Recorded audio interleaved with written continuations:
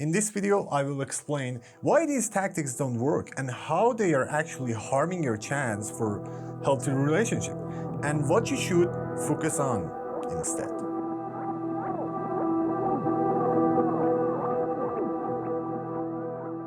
I'll be honest, I used to one of those people who watched a lot of dating advice videos. From playing it cool to pulling back when someone's pulled back from me. It's all seems so logic at the time. I remember hearing things like attraction happens in the space between you. I even start to timing my responses, making sure the answer to the message a little bit late to create mystery. There was a piece of advice that really stood out. One coach said a woman should be one to pursue 7% of the time while you only pursue 30%. And honestly, these strategies actually work. I was getting attention and I was making people interested in me. At first I thought everything was going well. I was getting attention and interested from people I wanted, but then I started to noticing something strange. Every single person I attract had a common characteristic. None of them seemed interested in a long-term relationship. Every relationship fell apart after 3 to 6 months. It was like we are playing games. Hello. Do you want to play a game? Push, pull, never getting too close. Like competition to see who would hold that back longer. It felt like almost a computer game where the goal wasn't the connection, but survival. It was as if they were addicted to the attention I was giving to them, thriving on the push-pull dynamic. But when I finally dropped the games and tried to have a real open conversation about my feelings, they all ran away. It was confusing and frustrating. Why did being honest and vulnerable scares them off? That's when it all started to click. The people I was attracting weren't looking for real love or connection. They were hooked on the game, on the thrill of chasing and being chased. The moment I stopped playing, they lost interest. These mind games weren't just leading to short-lived relationships. They were keeping me from finding something real. So, what is behind these dating coach websites and social media pages? The truth is, it's a huge industry. As you know, I don't consider myself a dating coach. I see myself as a life coach, for example. But I need to be honest. Some of these so-called dating coaches don't know what they are talking about. Now, I'm not saying that all dating coaches are lying to you just to sell their products. Some of them are actually very good at what they do. But from what I've seen, especially in communities like Red Pill movement and pickup artists, many of them are teaching techniques that, in the end, leave you heartbroken, traumatized, and lonely. These mind games might get you attention in the short term, but what they really do is creating emotional damage. They teach you to manipulate instead of connect. And that's why so many people who follow this advice ended up broken heart and stuck in the cycle of loneliness. This leads me to something that I've noticed more and more. A lot of men and women are just giving up on dating entirely.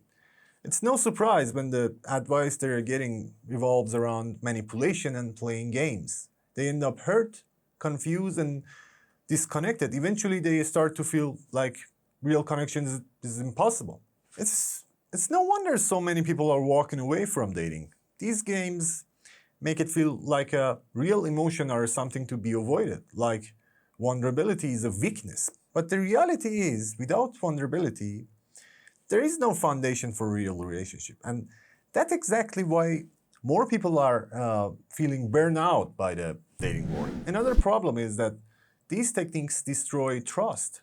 When you are constantly trying to outsmart or manipulate someone, you're never building a real foundation. That's why so many people today are finding it hard to trust others. They are conditioned to see dating as a game, not as a partnership. The truth is, what people really crave isn't more tactics or strategies. it's a connection. It's that feeling of being seen and understood by someone else. And as long as we keep chasing these games, we are going to miss out on that. One of the most common strategies I hear from many dating coaches and pickup artists is to be emotional unavailable. They teach that by playing hard to get or withholding affection or avoiding vulnerability, you will appear more desirable and valuable to the other person. The reason behind this is simple. If you're distant, you create an air of mystery. The less available you seem, the more someone will chase after you, trying to win your attention. And in my case, it works, at least in short term.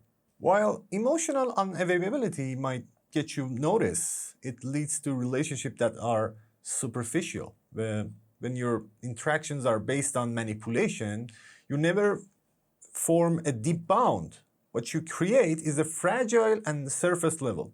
By playing hard to get, you will end up attracting individuals who thrive on a chase. These people aren't looking for a real connections. They are crave the thrill of getting someone to notice them. They are more interested in validation than in truly knowing you. Here is the painful truth. When you decide to open up to these types of people, they often run. Why? Because at their core, they lack confidence and genuinely believe that no one could truly love them. This fear drives them to jump from one relationship to the next, always chasing the high of new attention, but never staying long enough to build something real. Many of these individuals have unhealthy attachment styles, often avoidant or anxious. That's make it impossible for them to maintain a stable, long-term relationship. They crave attention, but when you give it to them, it's never enough. The more you offer, the more they demand. And when you genuinely show love to them, they lose interest because the chase is over. This constant demand for attention can lead to emotional burnout. And because their need for validation is never satisfied, these types of individuals are often the ones who cheat in the relationship. They are always looking for more, even when you give them everything you have. Because deep down, they don't believe they are worthy of love. For someone who is empathic and truly seeking a deep connection, this dynamic is exhausting. You want to be open and genuine as the relationship progresses, but their attachment style makes that impossible. They get bored with real love. And the more you try to connect, the more they pull away. Guys, I know that deep down you're truly looking for a love, but trust me, this isn't the way to find it. Every time your heart breaks, every time a relationship ends, a part of your soul is thrown away. You lose a bit of your empathy. And over the time, it starts to vanish. You start to feel disconnected from the world around you. Eventually, you become alienated, not just from others, but from yourself. You become resentful and bitter after moving from one relationship to the next. Each one leaving you emptier than before. Yes, these techniques might work if you're looking for hookups, but is it worth it become a soulless person in the process? And anyone who tells you that you'll just forget it, the time will heal you, is lying. The truth is, it will scar you for the rest of your life. Yes, you might forget their name or details of your time together, but you'll never be the same person you were before. So, if you're wondering where to start, I highly recommend it. Watching my video called Are You in a Good Relationship? Here's How to Tell. It's the title of the video. It covers a few essential points that will help you understand what truly healthy, fulfilling relationship look like. And it's a great place to begin if you're ready to break free from these manipulative games. The second step is simple. I'll always be direct and stop playing mind games. Don't play hard to get and don't try to make someone jealous. These tactics hurt more than help. If you want something from a relationship, just ask for it. Being upfront is more effective than creating confusion. Now, I'm not saying there is anything wrong with a little mystery. That can be part of the excitement of getting to know someone, but it has to be real. Do not ignore messages or call on purpose just to seem unavailable. If you're genuinely busy at work or doing something important, respond and let them know that you will call later, you will text them later. Don't pretend. Be honest. The third step is perhaps the hardest for many people. Be open about your feelings.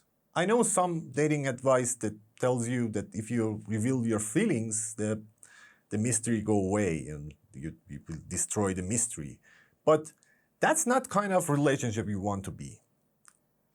If someone leaves you because you were honest about what you feel about them, let them go. They were never truly in love with you. If you have to pull away just to get them come back to you, the relationship will always be like that, unstable and unhealthy. If they pull back and you feel like you need to chase them, that's a warning signal. And healthy relationship doesn't work like that. And finally, the most important step of all, be honest with yourself and with others. Lying to yourself is one of the worst things you can do to yourself. If you are not truthful about your feelings, your needs, or your intentions, you will end up lost in the web of confusion and regret. Honesty is the foundation of any real connections. Fall in love.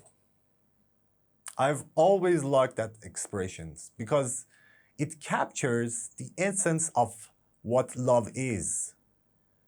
You fall into it, often without any intention. You don't chase love. When you chase something, your intentions are different and it becomes about control or validation, not connections. If you truly want to find real love, you have to be willing to fall. Let it happen naturally without trying to manipulate or control the outcome. Remember what Nietzsche said. There is always some madness in love, but there is also always some reason in madness. Love can feel chaotic, unpredictable, and even a little wild, but that's where its beauty lies. The madness and the reason are intertwined. So instead of chasing or playing games, embrace the vulnerability that comes with falling in love. Allow yourself to be open, honest, and real, because that's how you will build something meaningful and lasting.